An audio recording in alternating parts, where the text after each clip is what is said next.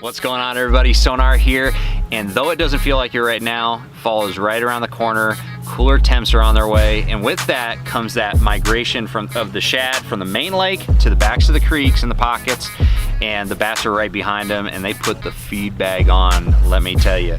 And one of the best tactics for catching these shad gorging fish is with a spinnerbait. It's been that way for decades, and it's only getting better because Z-Man just introduced the brand new SlingBladeZ, which has a lot of innovative design features on it. It's got a brand new wire material, which is very strong, but also has a lot of vibration, which is a combination you don't see in other materials. It's got a 3D modeled head design, very realistic. It's got great scale pattern, great realistic eyes on it, but it also has this concave bottom on it, which allows it to track perfectly straight. It's perfectly balanced, which is something that's extremely important when it comes to spinnerbait fishing. There's nothing worse than getting a spinnerbait that you just can't tune correctly, and I haven't had that problem at all with any of these baits. And of course, it's got a high quality hook, very strong, very sharp.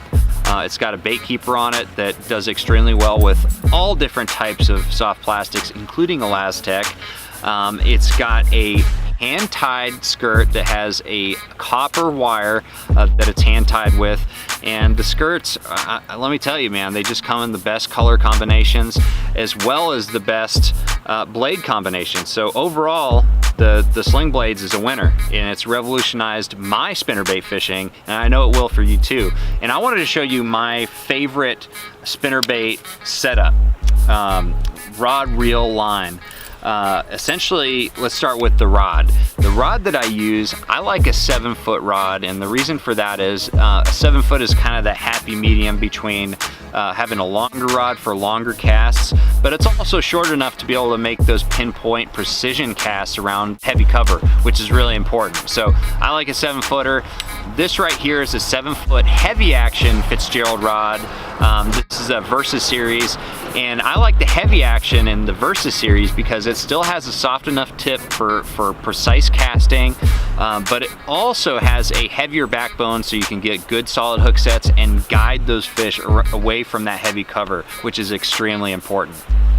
Next, let's talk about the reel. The reel that I use is a Quantum Tour S3, and I like the higher speed gear ratios. 7.3 to 1 is kind of my favorite gear ratio for spinnerbaits because it allows me to cover more water, be more efficient, and also control the speed of my retrieve a lot better. But it allows me to catch up with those fish when they slap at the bait and kind of hit it from behind. So that's very important to have a higher speed gear ratio, in my humble opinion.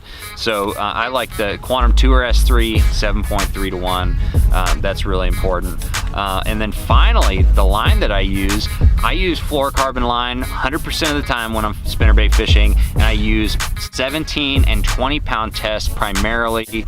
This is a reaction style technique, a power fishing tactic. So you're not gonna see these fish getting line shy because they're not gonna see it long enough.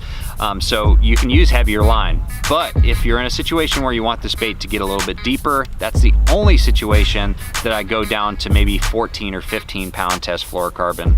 But overall, 17, 20 pound test is gonna get the job done.